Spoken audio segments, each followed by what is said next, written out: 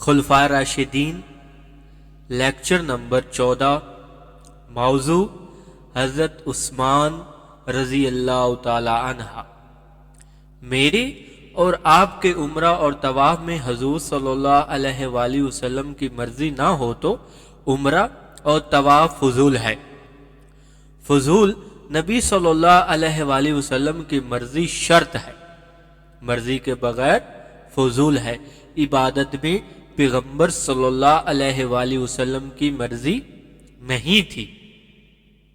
عثمان نے عمرہ نہیں کیا۔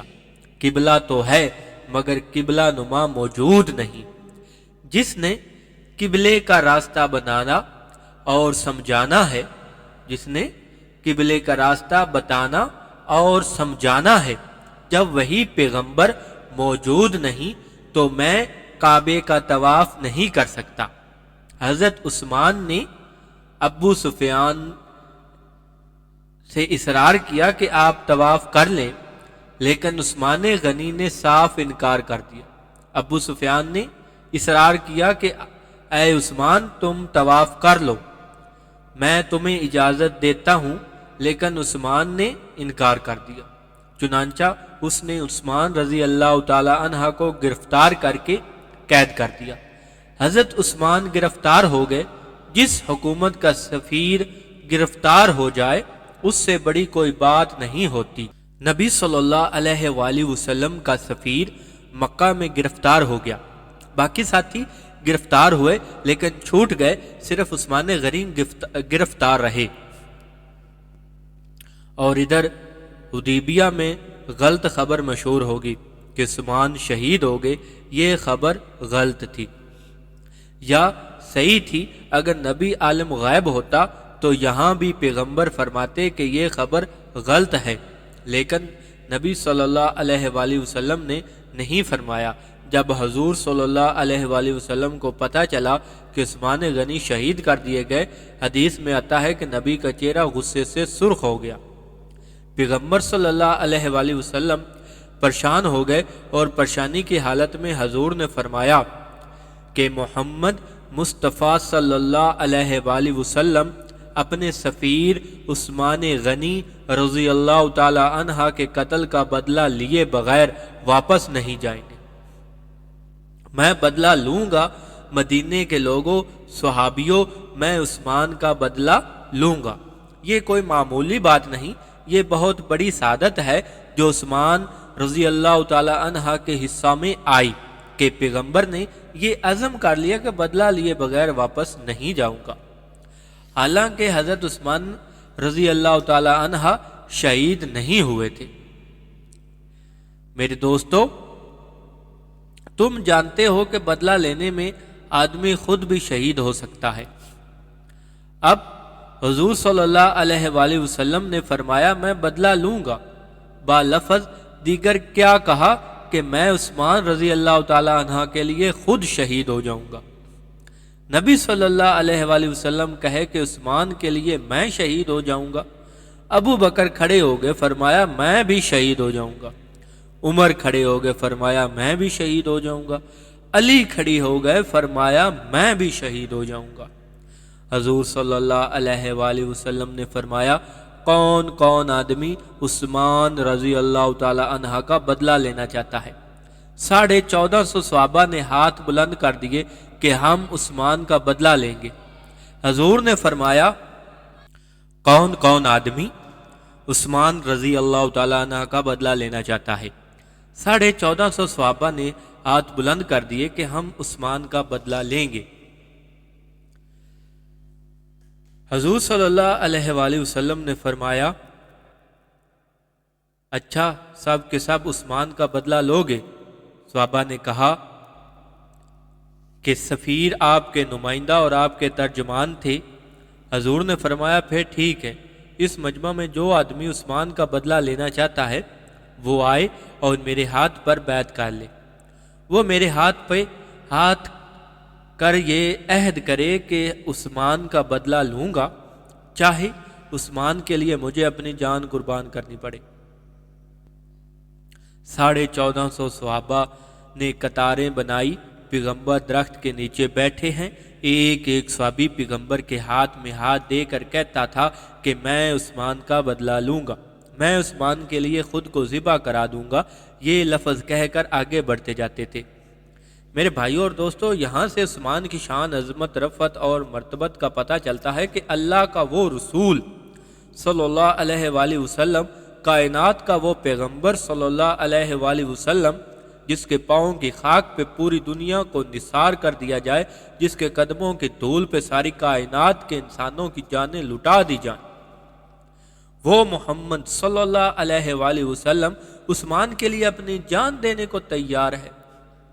وہ پیغمبر جس کے چہرے کی قسم قرآن نے کھائی ہے، وہ پیغمبر جس کے بارے میں مسلمانوں کا عقیدہ ہے، نماز اچھی، روزہ اچھا، حج اچھا، زکوٰۃ اچھی، مگر باوجود اس کے کہ میں مسلمان ہوں نہیں سکتا، نہ جب تک کٹ مروں میں خواجہ یثرب کی حرمت پر خدا شاہد ہے کامل میرا امام ہو نہیں سکتا۔ وہ پیغمبر جس کے لیے قیامت تک آنے والا مسلمان اپنی جان کٹانا باعث فخر سمجھتا ہے، وہ پیغمبر عثمان غنی کے لیے جان کا نذرانہ دینے کو تیار نظر آتا ہے۔ میرے بھائیوں اور دوستو، 1450 صحابہ نے حضور کے ہاتھ پر بیعت کر کے ایک ہی موقف دہرایا کہ ہم عثمان کا بدلہ لیں گے، اور پھر رسول اللہ صلی اللہ علیہ وآلہ وسلم یہ بھی تو فرمایا سکتے تھے کہ اے میرے صحابیوں، تم جاؤ عثمان کا بدلہ لو، میری دعائیں اور اللہ کی نصرت تمہارے ساتھ ہے، لیکن نہیں، یہاں تو پیغمبر حضرت عثمان کے لیے اپنی جان نچھاور کرنے کو تیار نظر آتے ہیں۔ یہ ہے عثمان کی رفعت، مرتبہ اور مقام۔ یہاں سے یہ بات بھی سامنے آتی ہے کہ کسی دینی جماعت کا کوئی کارکن شہید ہو جائے تو اس جماعت کے قائد کو چاہیے کہ اس کا انتقام لے، تاکہ کارکن کی جان بے توقیر اور بے وقار نہ ہو۔ یہ کارکن کی حمیت ہے، اسلام میں یہ کارکن کی قیمت ہے، یہ کارکن کی حمیت ہے۔ کارکن بیکار نہیں ہوتا، بے قیمت نہیں ہوتا، بلکہ انمول ہوتا ہے۔ رسول اللہ صلی اللہ علیہ وآلہ وسلم اپنے کارکن کے لیے اپنی جان دینے کو تیار نظر آتے ہیں۔ وہ نبی صلی اللہ علیہ وآلہ وسلم جس نے اپنے چچا کے قاتلوں کو معاف کر دیا، وہ عثمان کے قاتلوں کو معاف کرنے کو تیار نہیں ہے۔ میرے پیغمبر کے سگے چچا حضرت حمزہ کی لاش کے 12 ٹکڑے ہوئے، لیکن وہی قاتل جو پیغمبر کے چچا کا قاتل تھا، جب کلمہ پڑھنے کو آیا تو نبی نے اسے معاف کر دیا اور فرمایا، وحشی بن حرب، میں تمہیں معاف تو کرتا ہوں، لیکن تم میری نگاہوں کے سامنے نہ بیٹھا کرو، تمہیں دیکھ کر مجھے میرا چچا یاد آ جاتا ہے، تم سامنے بیٹھتے ہو تو مجھے چچا کی لاش کے ٹکڑے یاد آ جاتے ہیں۔ اس نبی کو دیکھو جو اپنے چچا کے قاتل کو معاف کر رہا ہے، وہ عثمان کے قاتلوں سے لڑ جانے پر 1450 صحابہ کرام سے موت کی بیعت لے رہا ہے۔ پیغمبر عثمان کا خون معاف کیوں نہیں کر دیتے؟ لوگوں مجھے بتاؤ، پیغمبر نے عثمان کا خون معاف کیوں نہیں کیا؟ حالانکہ ابھی عثمان شہید نہیں ہوئے تھے، غلط خبر ملی تھی، پیغمبر نے موت کی بیعت کیوں لے لی؟ سنو، پیغمبر صلی اللہ علیہ وآلہ وسلم اسلام میں عثمان رضی اللہ تعالی عنہ کی حمیت بتانا چاہتا ہے کہ آج نہ صحیح کل کو اگر عثمان کو کسی موقع پر شہید کر دیا گیا، ایسا اگر پیغمبر کی حیات میں ہوا تب بھی، اور اگر بعد میں کسی موقع پر ہوا تب بھی، کم از کم 1450 آدمی عثمان کا بدلہ لینے کے لیے اپنی جان قربان کرنے کے لیے تیار رہے۔ اگر یہ بات نہ ہوتی تو بعد میں جب عثمان غنی کے قتل کی خبر جھوٹی ثابت ہوئی، پیغمبر اس بیعت کو منسوخ کرنے کا اعلان فرما دیتے، لیکن پیغمبر نے یہ بیعت جو کہ قتال اور شہادت کی بیعت تھی منسوخ نہیں فرمائی۔ علماء فرماتے ہیں کہ اللہ کو تو پتا تھا کہ آج عثمان شہید نہیں ہوئے، کل کو جب شہید ہوں گے تو آج کی بیعت کل کو بدلہ لینے کے لیے کام آئے گی۔ چنانچہ جب عثمان شہید ہو گئے تو ان کا بدلہ لینے کے لیے حضرت عائشہ نے لشکر تیار کیا اور جنگ جمل ہوئی۔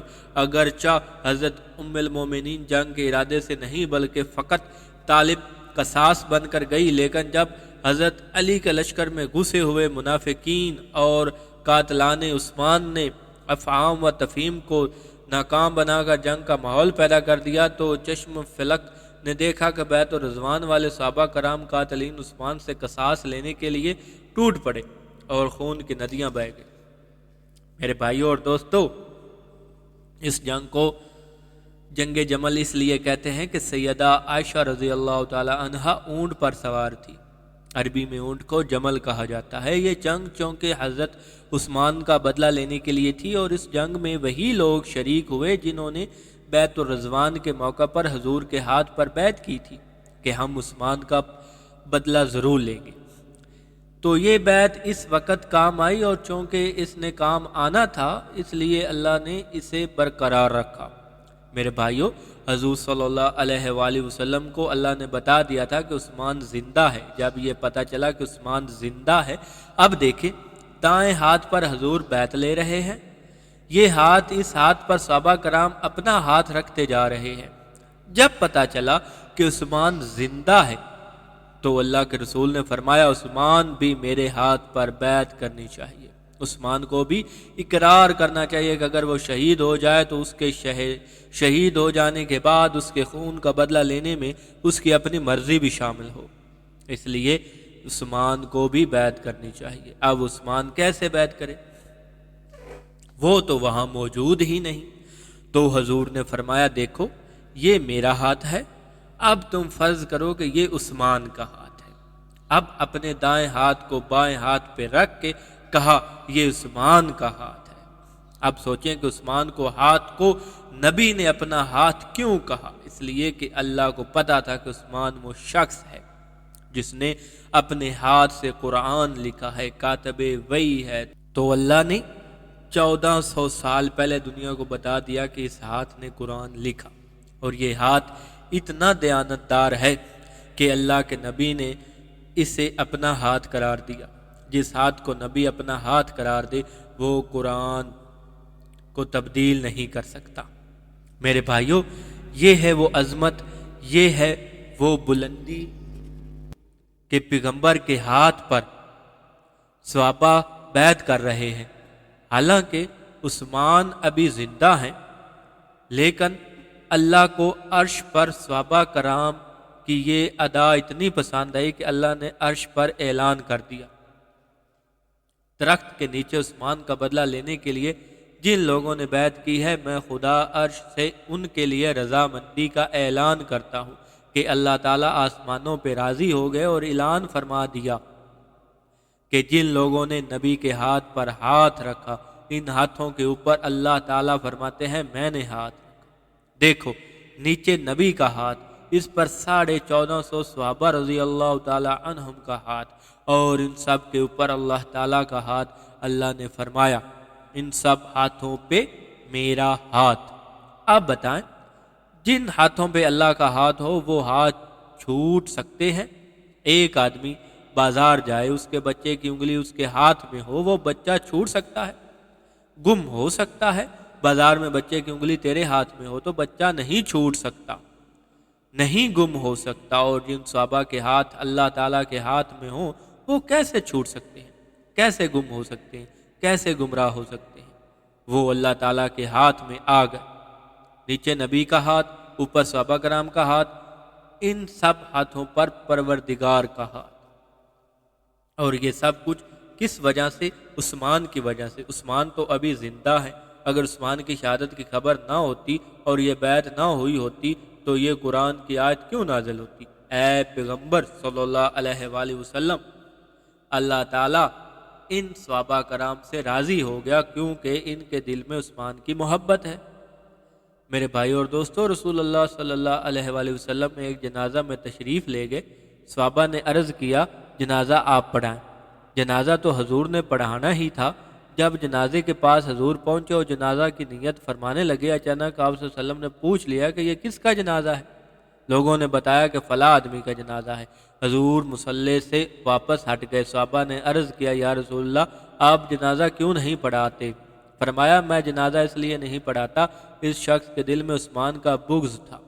جس کے دل میں عثمان کا بغض ہے، پیغمبر نے فرما دیا کہ میں اس کا جنازہ نہیں پڑھاؤں گا، یعنی عثمان کی محبت سے خدا اتنا خوش ہے کہ اس نے اپنی رضامندی کا اعلان کر دیا۔ نبی اتنا خوش ہے کہ رضامندی کا اعلان کر دیا، اور جس کے دل میں بغض ہے عثمان کا، نبی اس سے اتنے ناراض ہیں کہ رحمت للعالمین ہونے کے باوجود اس کا جنازہ نہیں پڑھایا۔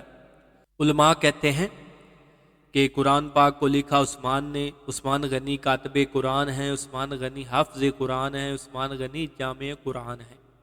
عثمان غنی عالمی قرآن ہے، عثمان غنی عامل قرآن ہے، اور عثمان شہید قرآن ہے کہ جب شہید ہونے لگے تو ان کے خون کا پہلا قطرہ قرآن پر گرا، اور یہ عادت مبارکہ تھی کہ دن رات میں مکمل قرآن تلاوت کیا کرتے تھے۔ 7 سال تک کوئی رات ایسی نہیں گزری جس رات عثمان نے اللہ کا قرآن ختم نہ کیا ہو۔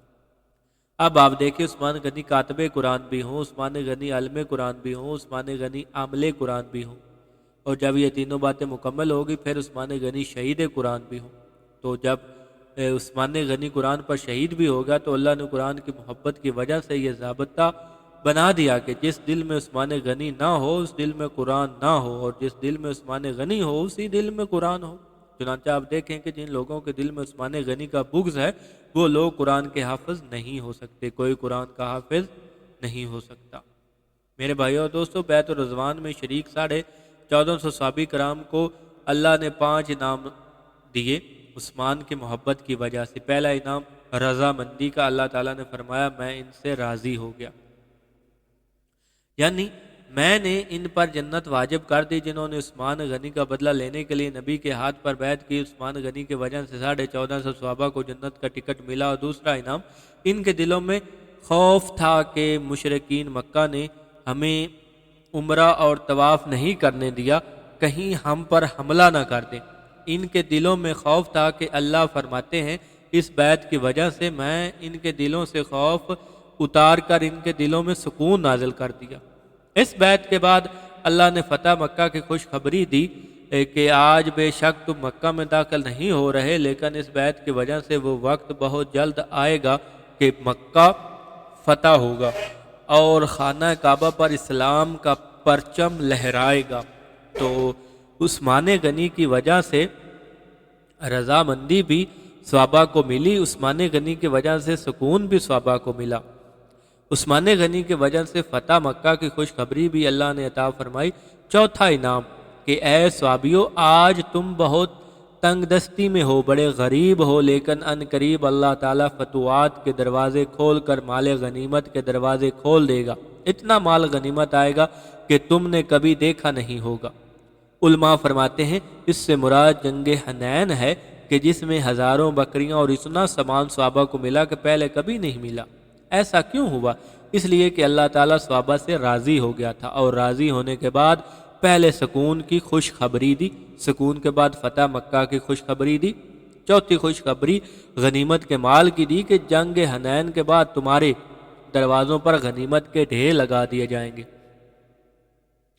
آج صحابہ پیٹ پر پتھر باندھتے ہیں، وہ وقت بہت جلد آئے گا کہ مدینہ کی گلیوں میں زکوٰۃ لینے والا کوئی نہ ہوگا، کوئی تنگ دست اور فاقہ کش نہیں ہوگا۔ پانچواں انعام میں سمجھتا ہوں یہ بہت بڑا انعام ہے، اور وہ اس آیت سے ظاہر ہوتا ہے جس کا ترجمہ ہے، علماء کہتے ہیں اس سے مراد بہت بڑی فتح ہے کہ اے صحابیو، آج تم اس پوزیشن میں نہیں ہو کہ دنیا پر غلبہ پا سکو، ابھی تم اس پر قادر نہیں ہو کہ دنیا کی 2 بڑی سلطنتیں جس طرح آج امریکہ اور روس کی سلطنتیں ہیں، اس وقت کیسر و کسریٰ اور 2 بڑی سلطنتیں تھیں۔ اللہ تعالیٰ نے فرمایا اے میرے پیغمبر کے صحابیو، آج تم اس قوت میں نہیں ہو کہ کیسر و کسریٰ کو الٹ سکو، لیکن اس بیعت و رضوان کی وجہ سے میں خدائے عرش پہ اعلان کرتا ہوں کہ آج تم کیسر و کسریٰ کو فتح نہیں کر سکتے ہو، لیکن بہت جلد کیسر بھی تمہارے قدموں میں ہوگا، اور ایران اور روم کے بازاروں میں اسلام کا پرچم لہرائے گا، اور پوری دنیا میں محمد مصطفیٰ صلی اللہ علیہ وآلہ وسلم کے دین کا غلبہ ہوگا، اور یہ غلبہ عثمان غنی کے قدموں کے صدقے ہوگا۔ مسلمانوں، اس سے بڑی عظمت کیا ہو سکتی ہے؟ ایک پیغمبر کا صحابی اللہ کا اتنا پسندیدہ ہے کہ اس کی وجہ سے اللہ نے 5 انعامات سے نواز دیا، وہ انعامات جو کسی کی وجہ سے نہیں ملے۔ 1,44,000 صحابہ تھے، ان کی محبت ایک طرف، ان کی عظمت ایک طرف، ان کی بلندیاں ایک طرف، ان کا مقام ایک طرف، لیکن یہ بتاؤ کہ کس صحابی کی جان اتنی قیمتی تھی کہ جس کے لیے کیسر بھی تمہارے قدموں پہ، کسرا بھی تمہارے قدموں پہ، مکہ کی فتح بھی تمہارے قدموں پہ، غنیمت کا مال بھی تمہارے قدموں پہ، پہ، رضامندی کا اعلان بھی تمہارے قدموں پہ۔ یہ سب کچھ حضور کے تیسرے خلیفہ مظلوم مدینہ عثمان غنی کی وجہ سے پوری امت کو نعمت عطا فرمائے گی۔ میرے بھائیوں، ان آیت سے معلوم ہوا کہ عثمان غنی کی محبت جز ایمان ہے، ایمان کا حصہ ہے، لیکن میرے بھائیوں بڑے افسوس کے ساتھ کہنا پڑتا ہے کہ ایسے لوگ بھی اس دھرتی پر موجود ہیں جن کا دل عثمان غنی کے بغض سے بھرا ہوا ہے۔ خمینی نے اپنی کتاب کشف اسرار کے صفحہ نمبر 107 پر لکھا کہ اللہ تعالیٰ کی ہر بات عدل کے مطابق ہے، لیکن ایک بات عدل کے مطابق نہیں۔ کہتا ہے میں ایسے رب کو رب تسلیم ہی نہیں کرتا جس نے عثمان غنی جیسے بدخماش کو خلیفہ بنا دیا، معاذ اللہ، اللہ معاف کرے، استغفر اللہ۔ مسلمانوں، تم مجھے بتاؤ کہ قرآن مجید کی اس آیت کی روشنی میں عثمان غنی سے محبت واجب ہے یا نہیں؟ خمینی نے اس عثمان غنی کو بدخماش لکھا ہے۔ بدخماش آدمی کی تعریف میں اللہ تعالیٰ کے قرآن کی آیتیں اتر سکتی ہیں۔ بدخماش آدمی کو پیغمبر کی بیٹی کا رشتہ مل سکتا ہے۔ جس کو تم اپنی بیٹیوں کے رشتے دیتے ہو اسے شریف کہتے ہو، ہمارا بہنوئی بڑا شریف ہے کہتے ہو یا نہیں؟ لیکن جس شخص کو پیغمبر نے یکے بعد دیگرے اپنی 2 بیٹیاں نکاح میں دیں وہ بدخماش ٹھہرا۔ اللہ تعالی ہمیں سیدھے راہ پر چلنے کی توفیق عطا فرمائے۔ حضرت عثمان غنی کی دردناک شہادت، مظلومیت، دکھ، درد اور مدینہ منورہ کے شہر میں ان کی لاش کی بے حرمتی اور ان کے جنازے پر سنگ باری جیسی باتوں کا ذکر انشاءاللہ آپ کے سامنے ہوگا۔ حضرت عثمان غنی امت محمدیہ کے سب سے مظلوم انسان ہیں۔ سب سے زیادہ دردناک شہادت حضور کے دور میں حضرت حمزہ کی ہوئی، جن کے بارے میں حضور نے فرمایا کہ حضرت حمزہ سید الشہداء ہیں، اور صحابہ کرام کے دور میں سب سے مظلومانہ شہادت حضرت عثمان غنی کی ہے۔ علماء کہتے ہیں کہ قیامت کے دن ہر شہداء کا اعلان وہ جگہ کرے گی جس جگہ پر وہ شہید ہو، کہ وہ جگہ اعلان کرے گی کہ مجھ پر فلاں آدمی شہید ہوا۔ یہاں پاکستان میں 1965 کی جنگ ہوئی۔ آپ نے سنا ہوگا کہ چونڈا کے محاذ پر کتنے آدمی شہید ہوئے۔ قیامت میں چونڈا کے شہیدوں کا قبرستان جو ہے وہ گواہی دے گا کہ مجھ پر اتنے افراد شہید ہوئے۔ جس جگہ آدمی شہید ہوتا ہے قیامت کے دن وہ جگہ اعلان کرے گی کہ مجھ پر فلاں آدمی شہید ہوا اور فلاں آدمی کے خون کے قطرات مجھ پر گرے۔ میرے بھائیوں، صحابہ کرام جو بدر میں شہید ہوئے ان کا اعلان بدر کا میدان کرے گا۔ احد کے شہیدوں کی گواہی احد کا میدان دے گا۔ خیبر کے شہیدوں کی گواہی خیبر کا میدان دے گا۔ خندق کی کھائیوں میں شہید ہونے والوں کی گواہی خندق کا میدان دے گا، اور کربلا کے شہید کی گواہی کربلا کا میدان دے گا۔ مسجد نبوی کے شہیدوں کی گواہی مسجد نبوی دے گی، اور قرآن مجید پر شہید ہونے والے عثمان غنی کی شہادت کی گواہی قرآن دے گا۔ میرے بھائیوں، حضرت عثمان غنی کی دردناک شہادت ایک عظیم ثانیہ ہے۔ حضرت عثمان جہاں شہید ہوئے قیامت میں وہ جگہ پکار کر اللہ کی عدالت میں کہے گی، اے اللہ، مجھ پر تیرے نبی کے خلیفہ کے خون کے قطرے گرے تھے، اور وہ جگہ اللہ کا قرآن ہے۔ وہ قطرے بڑے قیمتی تھے اسلام میں۔ دونوں کو جگہ بھی اللہ نے قیمتی عطا فرمائی۔ پہلا قطرہ صدیق اکبر کی آنکھوں سے نکلا غار کے اندر جب سانپ نے ڈنک مارا تھا۔ سانپ کے ڈنک لگنے سے حضرت صدیق اکبر کی آنکھوں سے آنسو کے قطرے نکلے۔ وہ قطرہ اتنا قیمتی تھا کہ اللہ نے اس کو زمین پر نہیں گرنے دیا، وہ گرا تو نبی کے چہرے پر گرا، پیغمبر کے چہرے پر گرا۔ وہ قطرہ گرا۔ اب یہ قطرہ جتنا قیمتی ہوتا ہے جگہ بھی اتنی ہی قیمتی ہوتی ہے۔ اور ابو بکر کے آنسوؤں کا قطرہ گرا تو نبوت کے چہرے پر، اور عثمان کے خون کا قطرہ گرا تو وہ بڑا قیمتی تھا۔ اللہ تعالیٰ نے اس کو جگہ عطا کی تو قرآن کی۔ ابو بکر کے آنسوؤں کا قطرہ نبی کے چہرے پر گرا اور عثمان کے خون کا قطرہ قرآن کے صفحات پر پڑا۔ قیامت میں یہ گواہی دیں گے، عثمان تیری عظمت پہ قربان جاؤں کہ جب قیامت کے دن تیری شہادت کا اعلان ہوگا تو قرآن اللہ کی عدالت میں کہے گا اے اللہ میں تیری عظمت کا شاہکار ہوں اور عثمان غنی کے خون کے قطرات کا بھی گواہ ہوں۔ یہ وہ اعزاز ہے جو اور کسی کو نہیں ملا۔ حضور کی ایک حدیث سماعت فرمائیں، ساری کائنات کے سردار نے فرمایا جب مدینہ میں فتنہ برپا ہوگا تو یہ آدمی حق پر ہوگا۔ لوگوں نے دیکھا حضور کس کی طرف اشارہ کر رہے ہیں، لوگوں نے غور کیا تو وہ عثمان غنی تھے۔ حضور نے انگلی کر کے کہا جب مدینہ میں فتنہ آئے گا تو یہ آدمی حق پر ہوگا۔ صحابہ کہتے ہیں کہ ایک اور موقع پر بھی حضور نے عثمان غنی کا نام لیا۔ ویسے تو حدیث میں آتا ہے کہ 11 دفعہ اللہ کے نبی نے حضرت عثمان کو نام لے کر جنتی کہا، اور صحابیوں کون ہے، او صحابیوں کون ہے تم میں جس نے جنتی دیکھنا ہے، جس نے جنتی دیکھنا ہے؟ سارے صحابہ کرام بیٹھے ہوئے ہیں۔ فرمایا اگر تم نے جنتی دیکھنا ہے تو اس نقاب والے آدمی کو دیکھو، یہ جو آدمی گزر رہا ہے اور اس کے چہرے پر نقاب ہے۔ سارا مجمع اٹھ کر اس کی طرف گیا اور جب جا کر اس کے چہرے سے کپڑا اٹھایا تو وہ عثمان غنی تھے۔ حضور نے فرمایا کہ یہ نقاب پوش آدمی جنتی ہے، اس کو دیکھو، یہ نقاب والا جنت میں جائے گا۔ یہ وہ اعزاز ہے اور کسی کو نہیں ملا۔ سخاوت بہت کرتے تھے، 3 صحابی بڑے سخی تھے۔ ویسے تو پیسے والے بہت تھے، لیکن جن کی سخاوت کا شہرہ ہوا اور جن کی مالداری کا شہرہ ہوا وہ کتنے آدمی تھے؟ 3 آدمی تھے۔ ایک حضرت ابو بکر صدیق بڑے سخی تھے۔ حضرت ابو بکر صدیق عرب کے کپڑے کے بہت بڑے تاجر تھے، اور دوسرے حضرت عثمان غنی یہ غلے کے سب سے بڑے تاجر تھے عرب میں، اور ایک حضرت عبد الرحمن بن عوف، ان کے پاس پیسہ بہت تھا اور ان کی دولت کتنی تھی؟ ایک واقعہ سناتا ہوں۔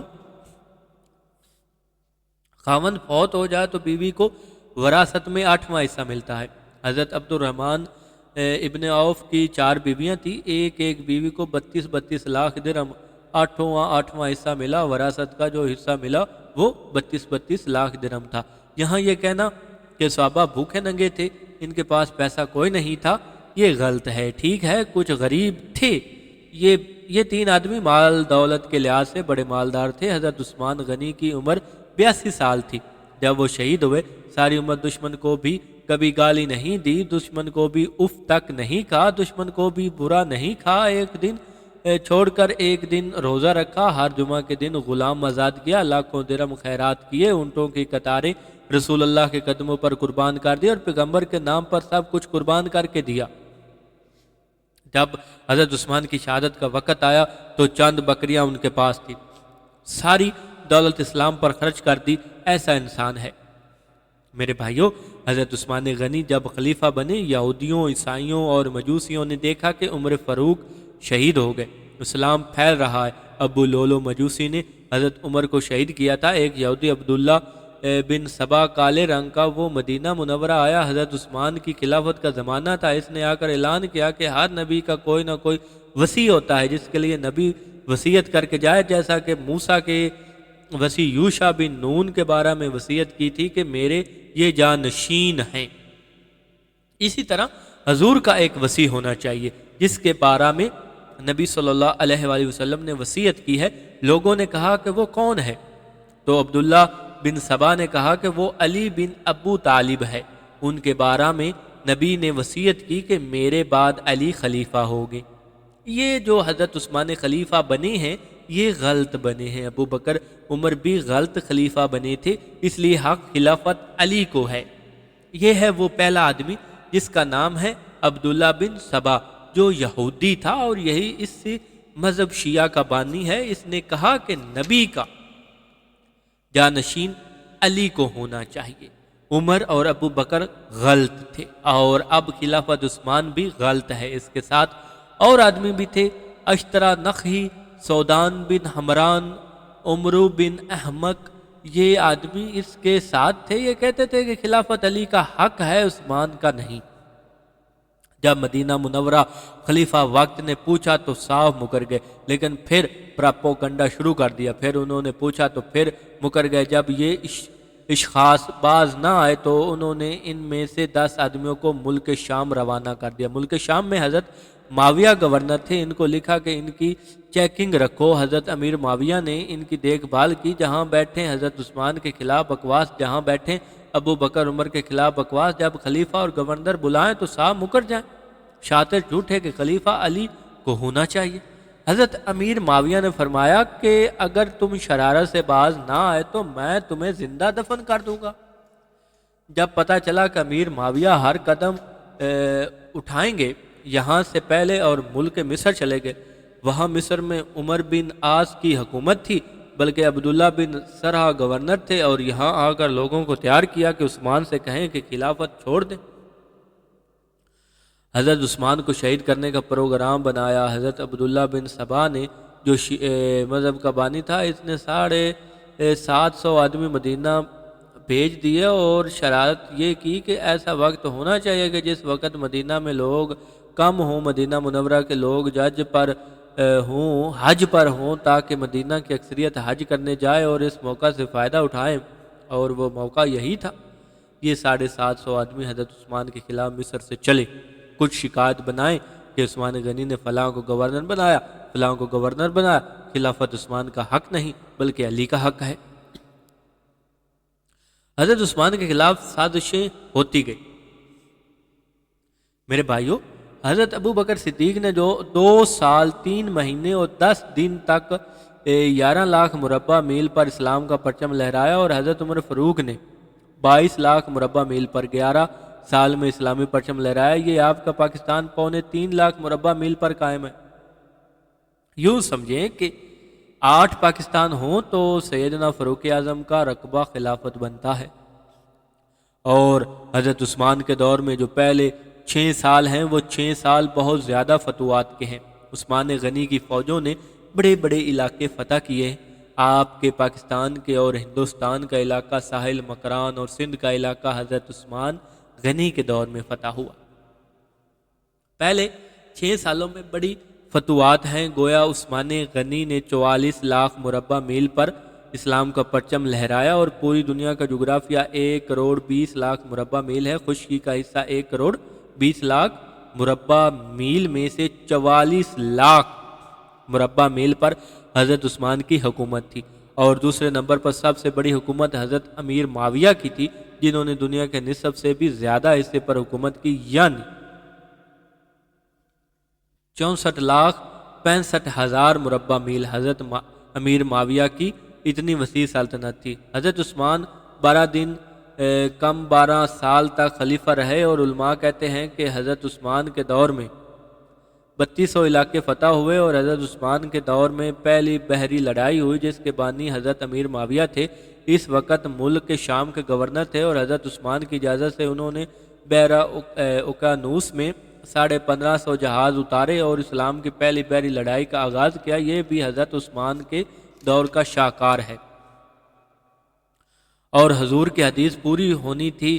حضور نے فرمایا، میری امت کا وہ پہلا لشکر جو سمندروں کی پہلی جنگ لڑے گا اسلام کے لیے، اس پر جنت واجب ہو چکی ہے، اور پہلی جنگ لڑنے والے امیر معاویہ تھے، اور یہ جنگ حضرت عثمان غنی کے حکم پر لڑی گئی۔ اس وقت حضرت امیر معاویہ ملک شام کے گورنر تھے اور اسلامی فوج کے کمانڈر چیف تھے۔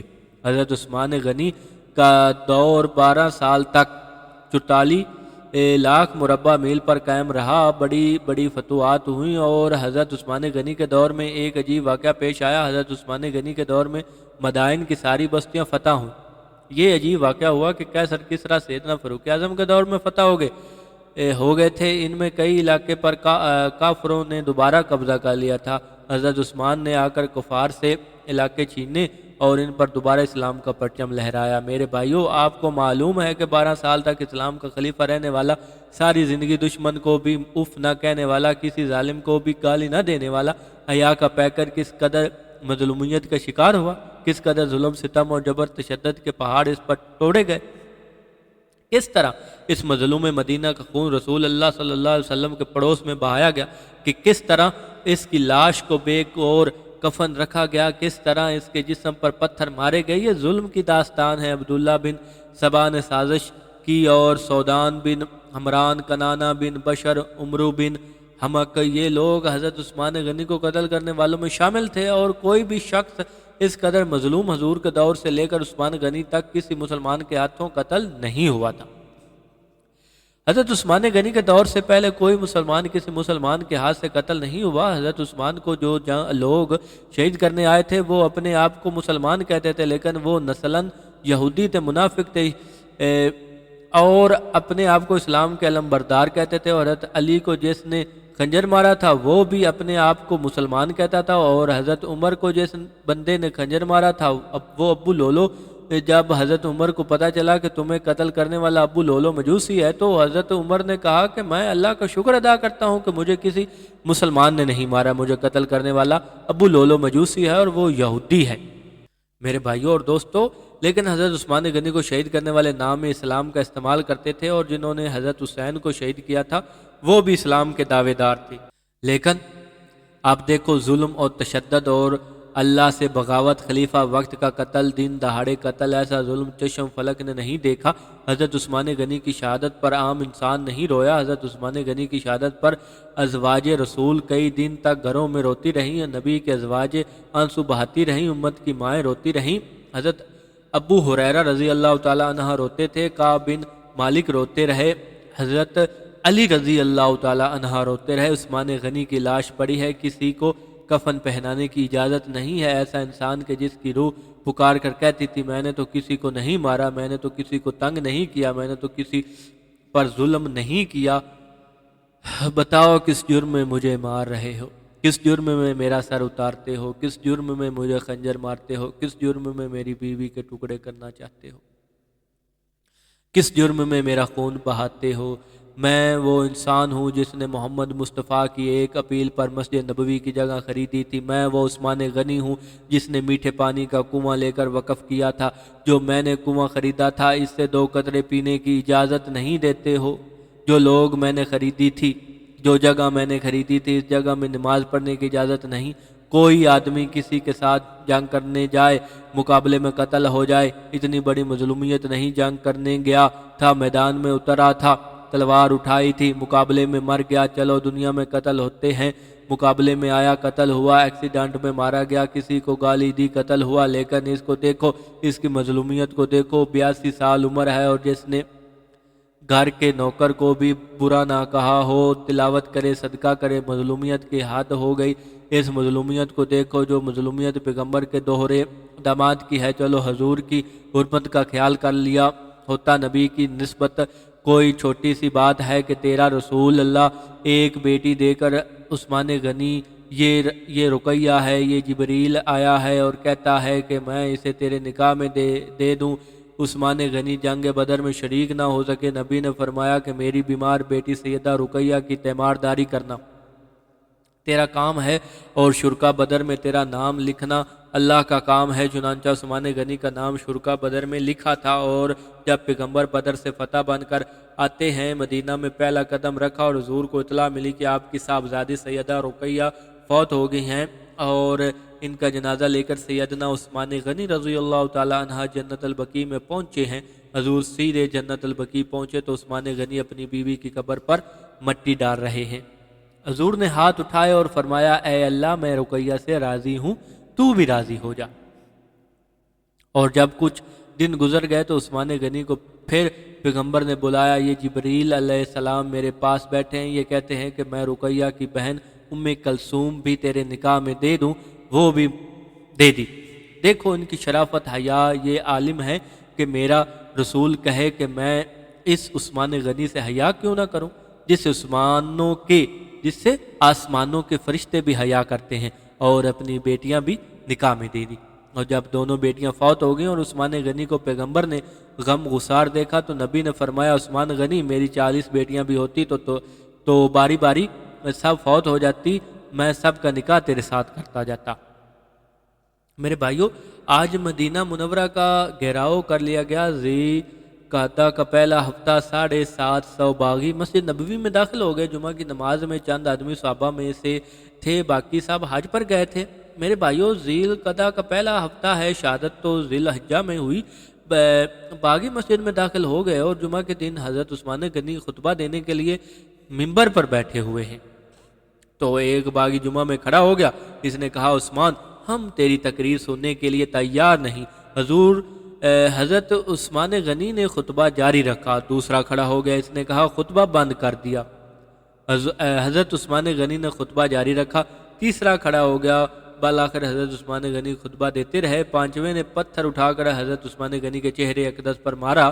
مظلوم مدینہ ممبر رسول پر بیٹھے ہوئے پتھر مارے، چہرے سے لہو نکلا اور لہو اتنا بہا کہ حضرت عثمان غنی بے ہوش ہو گئے، بے ہوش ہو کر وہاں پر گر پڑے۔ حضرت عثمان غنی کے ہاتھ میں عصا تھا اور یہ عصا وہی تھا جس کو رسول اللہ خطبہ کے دوران پکڑا کرتے تھے۔ پھر جس عصا کو ابو بکر عمر پکڑتے رہے، اس عصا کو پکڑ کر باغیوں نے توڑ دیا۔ باغیوں نے مسجد کا محاصرہ کیا ہوا ہے۔ حضرت عثمان کو صحابی نے بے ہوشی کی حالت میں اٹھایا اور اٹھا کر گھر لے گئے۔ حضرت عثمان غنی کے سرانے حضرت علی بیٹھے ہیں اور تھوڑی دیر کے بعد ہوش آیا۔ حضرت عثمان غنی نے ہوش آتے ہی حضرت علی سے پوچھا، علی بتاؤ اہل مدینہ کا کیا حال ہے، مدینہ کس پوزیشن میں ہے؟ حضرت علی نے فرمایا کہ امیر المومنین، مدینہ میں جتنے صحابہ ہیں وہ آپ کا حال پوچھ رہے ہیں اور آپ مدینہ والوں کا حال پوچھ رہے ہو۔ حضرت عثمان نے فرمایا، علی یہ مدینہ میرا نہیں، یہ میرے محبوب کا مدینہ ہے، رسول اللہ صلی اللہ علیہ وآلہ وسلم کا مدینہ ہے۔ اگر میں اسی حالت میں دنیا سے چلا گیا تو میں اس مدینے کا حال اپنے نبی کو کیا بتاؤں گا؟ مدینہ ٹھیک ہے۔ حضرت عثمان غنی کو ہوش آنے کے بعد بتایا گیا کہ اے عثمان، باغی کہتے ہیں کہ خلافت سے استعفیٰ دے دو، تم خلافت کے اہل نہیں ہو۔ حضرت عثمان نے فرمایا، رسول اللہ صلی اللہ علیہ وآلہ وسلم نے آخری وقت میں مجھے وصیت فرمائی تھی کہ اے عثمان، اللہ تعالیٰ تجھے خلافت کی ایک قمیض پہنائے گا اور اس خلافت میں تجھ سے کام لے گا۔ باغی تیرا خلاف اٹھ کر کھڑے ہوں گے اور وہ کہیں گے کہ خلافت کی قمیض اتار دے۔ اے عثمان، اگر تو نے باغیوں کے کہنے پر خلافت کی قمیض اتاری تو قیامت کے دن جنت کی خوشبو بھی نہیں پا سکے گا، خلافت نہ چھوڑنا۔ باغیوں نے اعلان کیا، خبردار، آج کے بعد عثمان غنی مسجد میں داخل نہیں ہو سکتے، عثمان غنی مسجد نبوی میں خطبہ نہیں دے سکتے، عثمان غنی مسجد نبوی میں جمعہ کی نماز نہیں پڑھا سکتے۔ میرے بھائیوں اور دوستوں، 2 3 4 دن گزر گئے۔ حضرت عثمان غنی سے رابطہ قائم کیا اور فرمایا، اے عثمان غنی، اے امیر المومنین۔ حضرت علی نے فرمایا کہ اگر آپ اجازت دیں ہم مقابلہ کر کے ان باغیوں کو نکال دیں۔ حضرت مغیرہ بن شعبہ رضی اللہ تعالیٰ عنہ آئے، انہوں نے کہا، امیر المومنین آپ ہمیں اجازت دیں کہ ہم باغیوں کا مقابلہ کریں، اگر اجازت نہیں دیتے پھر ہمارے 3 مطالبے ہیں۔ ایک یہ کہ ہم آپ کو مدینہ سے مکہ بھیج دیں جہاں اور صحابہ کرام موجود ہیں، دوسرا ملک شام میں حضرت امیر معاویہ کے پاس چلے جائیں، تیسرا ہم باغیوں سے جنگ لڑتے ہیں اور ایک باغی بھی زندہ نہیں رہنے دیں گے۔ حضرت علی اور حضرت مغیرہ بن شعبہ کو حضرت عثمان غنی نے فرمایا، دیکھو آپ کو مجھ سے محبت ہے یا کسی اور سے محبت ہے؟ حضرت عثمان غنی فرمایا کہ جس کو میری جان سے محبت اور ان سے، میں اس کو حکم دیتا ہوں کہ چپ کر کے گھر میں بیٹھ جائے، باغیوں کو مقابلہ کرنے کی اجازت نہیں، اور میں دکھوں کہ اس گھڑی میں رسول اللہ کا شہر چھوڑ کر چلا جاؤں، نہ میں مدینہ چھوڑ کر اور نہ میں تمہیں مدینہ میں قتل عام کی اجازت دوں گا۔ اے علی، میں ایسا خلیفہ نہیں بننا چاہتا جس کے دور میں محمد مصطفیٰ صلی اللہ علیہ وآلہ وسلم کے شہر کی گلی میں خون بہتا ہو اور مسلمانوں کی لاشیں تڑپتی ہوں۔ ٹھیک ہے، اس کے مقابلے میں شہید ہو جاؤں گا، مجھے اپنی شہادت کا کوئی دکھ نہیں ہوگا، میں شہید ہو سکتا ہوں، لیکن میں پیغمبر کے شہر کی گلیوں کو خون آلودہ نہیں کر سکتا۔ میرے بھائیوں، پیغمبر کے پیارے جانشین کے مظلومیت دیکھے، 10 دن گزر گئے، اعلان ہوا، خبردار کوئی آدمی عثمان غنی کے گھر کھانا نہیں پہنچا سکتا۔ باغیوں کا محاصرہ ہے اور حضرت عثمان غنی گھر میں بند ہے۔ ایک حضرت نائلہ رضی اللہ تعالیٰ عنہ گھر میں موجود ہیں اور کوئی نہیں آ سکتا، عثمان کے پاس کوئی کھانا نہیں لے جا سکتا، پانی نہیں لے جا سکتا۔ 15 دن کے بعد حضرت علی آئے اور پوچھا کسی چیز کی ضرورت ہے تو فرمایا کہ پانی پہنچا دو۔ حضرت علی مرتضیٰ پانی کا مشکیزہ لے کر آئے، باغیوں نے مشکیزہ پر تیر اندازی کی اور سارا پانی بہہ گیا اور ایک قطرہ بھی نہ بچا۔ پانی کا مشکیزہ لے کر حضرت علی آئے اور جب آدمی بے بس ہو جائے تو اس کے جواب میں اپنی پگڑی اس کی جھولی میں ڈال دیتا تھا۔ چنانچہ حضرت علی مرتضیٰ نے اپنے سر کی پگڑی اتار کر حضرت عثمان غنی کی جھولی میں دیوار کے اوپر سے پھینکی کہ میں اس پگڑی کو آپ کی جھولی میں ڈالتا ہوں امیر المومنین، میں پانی لایا تھا لیکن باغیوں نے آپ تک نہیں پہنچنے دیا۔ میرے بھائیوں، حضرت عثمان غنی قرآن کی تلاوت میں مصروف ہیں۔ 20 دن گزر گئے، 25 دن گزر گئے۔ حضرت علی نے پوچھا امیر المومنین اتنے دن ہو گئے، نہ کھانا پہنچا نہ پانی پہنچا، کیا کرتے ہو؟ حضرت عثمان غنی نے فرمایا جب بھوک لگتی ہے نماز پڑھتا ہوں، جب پیاس لگتی ہے قرآن پڑھتا ہوں۔ 23 دن گزر گئے، کوئی شخص کچھ نہیں کر سکتا تھا۔ حضرت عثمان غنی بار بار فرماتے تھے کہ جس کو میرے ساتھ محبت ہے چپ کر کے گھر میں بیٹھ جائے، میری وجہ سے خون نہیں بہنا چاہیے۔ میں شہید ہو جاؤں یہ منظور ہے، لیکن میری وجہ سے پیغمبر کا شہر خون آلودہ نہ ہو، بدامنی نہ ہو، فساد نہ ہو، قتل عام نہ ہو، یہ میں برداشت نہیں کر سکتا۔ یہ ہے اسلامی خلیفہ کے ریمارکس، اسلامی خلیفہ کا جذبہ۔ اسلامی خلیفہ کہتا ہے کہ مجھے ذبح کر دو، مجھے منظور ہے، لیکن میرے شہر میں کسی مسلمان کا خون نہیں بہنا چاہیے۔ یہ ہے جذبہ کہ جو اسلامی تعلیمات پر عمل پیرا ہونے کا ثبوت ہے۔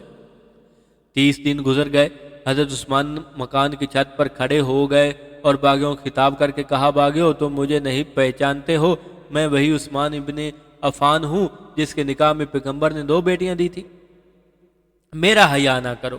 باغیوں میں تم سے کچھ نہیں مانگتا، جو میٹھے پانی کا کنواں میں نے خرید کر وقف کیا ہے اس کنویں سے تم مجھے 2 گھونٹ پینے کی اجازت نہیں دیتے۔ باغیوں مسجد کی جگہ میں نے خریدی تھی، میری خریدی ہوئی جگہ پر تم مجھے 2 رکعت پڑھنے کی اجازت نہیں دیتے ہو۔ باغیوں نے کہا عثمان غنی ساری باتیں ٹھیک ہیں، جب تک خلافت سے استعفیٰ نہیں دو گے ہم تمہاری کوئی بات نہیں مانیں گے۔ صحابہ رضی اللہ تعالیٰ عنہ گھروں میں پریشان ہیں، رو رہے ہیں۔ حضرت علی نے فرمایا حسن حسین جاؤ، مجھے خطرہ یہ آدمی کہیں تمہارے چچا کو شہید نہ کر ڈالیں، جاؤ جا کر اپنے چچا کے دروازے پر حضرت حسن حسین پہرا دینے لگے۔ خلفائے راشدین ازمین الدین ندوی صفحہ نمبر 175 میں یہ درج ہے واقعہ۔ 2 دن گزر گئے، تیسرا دن تھا۔ حضرت عثمان غنی شہادت والے دن تہجد کے وقت اٹھ بیٹھے اور اٹھ کر فرمایا نائلہ رضی اللہ تعالیٰ عنہ میری شہادت کا وقت قریب آ چکا ہے۔ حضرت نائلہ رو پڑی، حضرت عثمان کی وفادار بیوی ہیں، رو کر کہتی ہیں امیر المومنین باغی آپ کا کچھ نہیں بگاڑ سکتے، اللہ تعالیٰ آپ کی حفاظت کریں گے۔ حضرت عثمان غنی نے فرمایا نائلہ رات خواب میں مجھے رسول اللہ کی زیارت ہوئی ہے، حضور نے فرمایا عثمان جو روزہ تم نے 40 دن سے رکھا ہوا ہے آج اللہ نے حوض کوثر پر اس کی افطاری کا انتظام کر دیا۔ نائلہ رضی اللہ تعالیٰ عنہ آج میری شہادت کا دن ہے، مجھے پاجامہ پہناؤ۔ چادر اتاری اور پیجامہ پہنا، نماز پڑھی اور تلاوت میں مشغول ہو گئے۔ جمعہ کا دن تھا، روزہ ہے، صبح 10 بجے کا وقت ہے، نبی کا شہر ہے، پیغمبر کا پڑوس ہے، نبی کا جوار ہے، قریب ہی محمد مصطفیٰ کا روزہ ہے۔ اس مظلوم کو دیکھو، سفید داڑھی ہے، قرآن کی تلاوت کر رہا ہے، 82 سال کی عمر ہے، کبھی دشمن کو بھی گالی نہیں دی۔ باغی آئے، دروازہ کھولنا چاہتے ہیں، حضرت حسن حسین نے دروازہ کھولنے نہ دیا، پیچھے کی طرف سے دیوار پھلانگ کر باغی اندر داخل ہو گئے اور ایک باغی نے آ کر حضرت عثمان کی داڑھی پکڑ لی۔ جب حضرت عثمان نے اس کے چہرے کی طرف دیکھا اس نے داڑھی چھوڑ دی۔ ایک اور باغی آیا، اس باغی کا نام اشتر نخی تھا اور اس ملعون نے حضرت عثمان غنی کے قریب جا کر عثمان غنی کے چہرے پر تھوک دیا۔ قرآن پڑھ رہے ہیں، چہرے پر تھوکا، حضرت عثمان غنی پڑھتے تھے۔ ایک اور باغی آگے آیا، اس کا نام کنانہ بن بشر تھا، اس نے لوہے کی ایک لٹھ لے کر حضرت عثمان غنی کے سر اقدس پر ماری، خون نکلا اور قرآن کے صفحات کو رنگین کر گیا۔ سودان بن حمران نے بھی ضربے لگائے۔ کربلا کا میدان کربلا کے شہیدوں کی گواہی دے گا، احد کا پہاڑ احد کے شہیدوں کی گواہی دے گا۔ میرے بھائیو، یہ قرآن اللہ تعالیٰ کی عدالت میں آ کر قیامت کی صبح کو عثمان رضی اللہ تعالیٰ عنہ کے خون کے قطروں کی گواہی دے گا۔ مسجد نبوی کے شہید کو دیکھو، مسجد نبوی کا شہید ہے، صرف مسجد نبوی کا شہید نہیں، مصلی رسول کا ہے، مصلی رسول کا نہیں، محراب رسول کا، محراب رسول کا نہیں، فجر کی نماز کا۔ علماء کہتے ہیں کہ قیامت کے دن مسجد نبوی کا مصلی اللہ کی عدالت میں آئے گا، کہے گا اے اللہ میں تیرے نبی کے سجدوں کا بھی گواہ ہوں، میں فاروق اعظم کے خون کے قطروں کا بھی گواہ ہوں، وہ گواہ بھی بڑا ہے، بے مثال ہے۔ قرآن بے مثال ہے، قرآن کے سارے صفحات خون آلودہ ہو گئے۔ عثمان کو دفتن ہوش آیا، ایک اور باغی آگے بڑھا، اس بدماش نے حضرت عثمان کے سینے پر خنجر مارنا چاہا، اور وہ خنجر مارنا چاہتا تھا، حضرت نائلہ کی انگلیاں کٹ کر زمین پر گر پڑی۔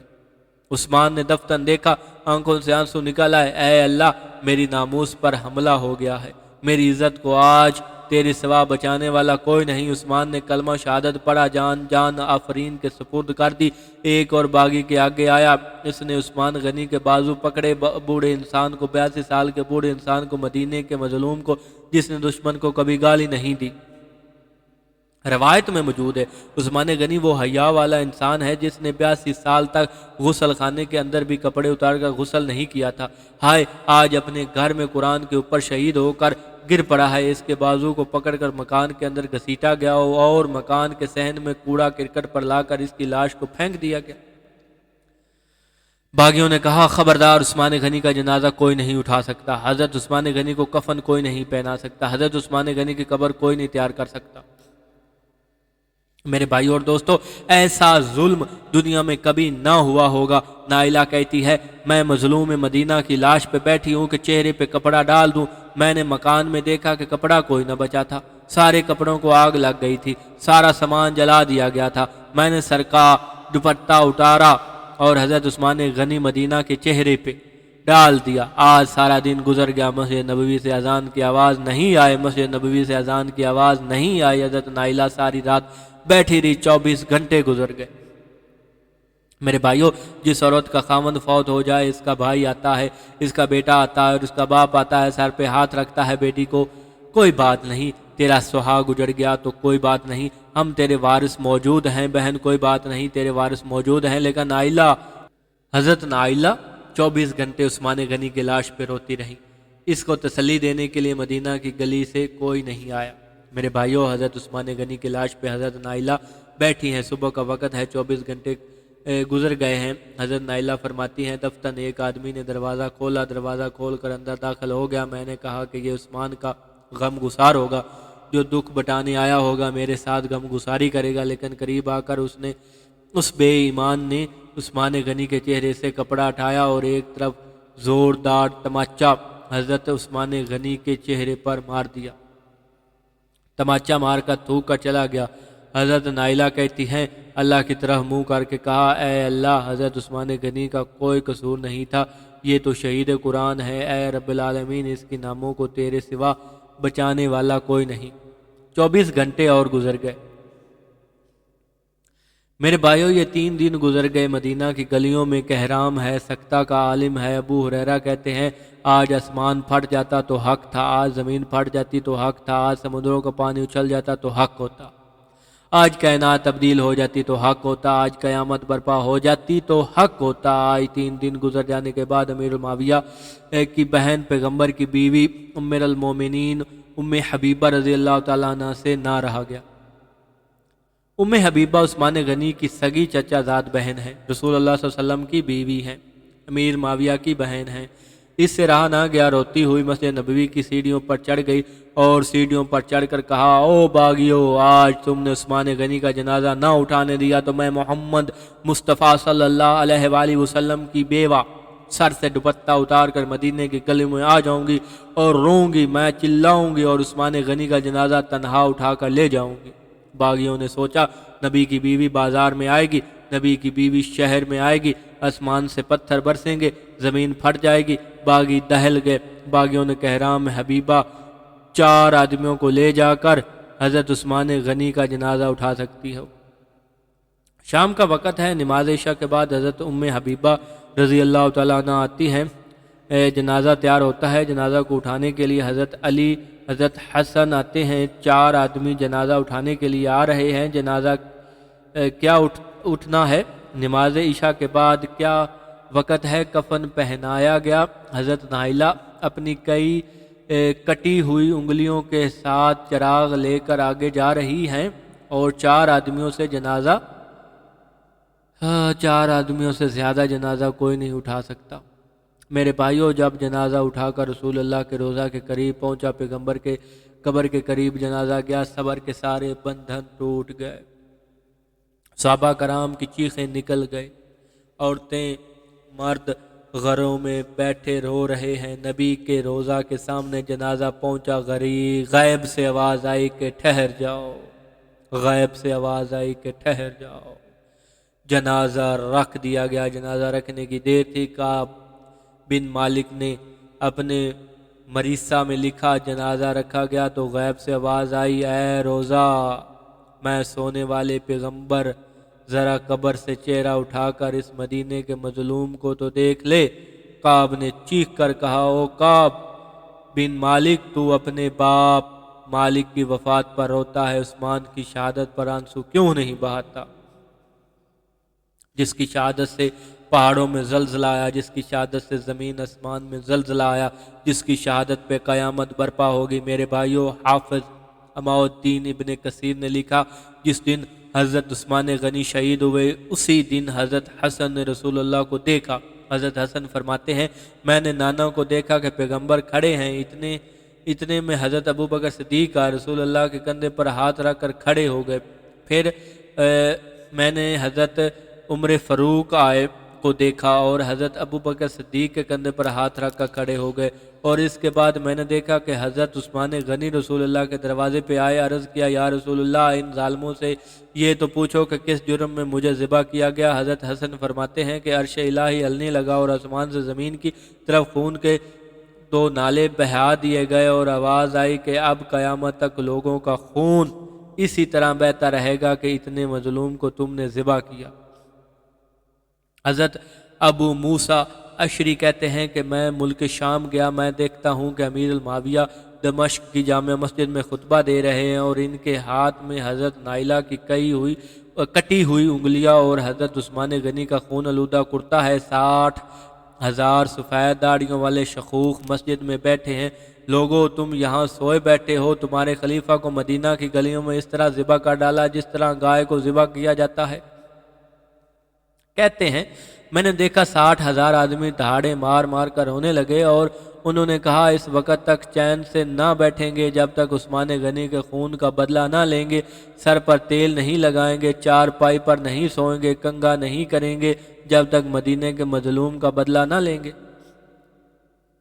حضرت ابو موسیٰ اشری کہتے ہیں کہ میں باہر نکلا تو دیکھا کہ جامع مسجد کے باہر ایک آدمی پڑا ہے، اس کے پاؤں کوئی نہیں کٹے ہوئے ہیں۔ میں قریب ہوا، اس نے کہا، ابو موسیٰ پیچھے ہٹ جاؤ، میں بد نصیب انسان ہوں۔ حضرت ابو موسیٰ کہتے ہیں کہ میں نے پوچھا، تو کون ہے؟ اس نے کہا، اے ابو موسیٰ، میں وہ بد نصیب انسان ہوں جس نے عثمان کو قتل کیا تھا، دیکھو میرے ہاتھ ٹوٹ چکے ہیں، میرے پاؤں ٹوٹ چکے ہیں۔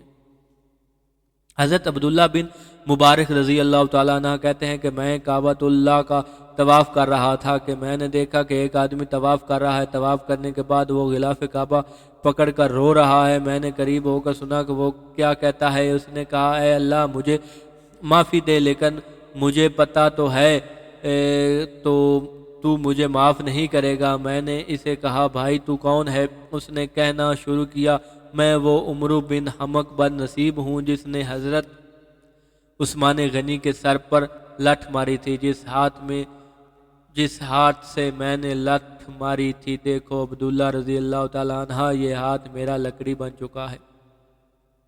40 سال سے میں رو رہا ہوں، میری سنوائی کوئی نہیں ہوتی۔ عبداللہ نے اسے پاؤں کا ٹھڈا باہر آ کر مارا اور کہا، دفع ہو جا، زمین میں تیرے سے برا کوئی نہیں۔ میں اس لیکچر کو یہیں پر ختم کرتا ہوں، انشاءاللہ اگلے لیکچر میں ملاقات ہوگی۔ اللہ حافظ۔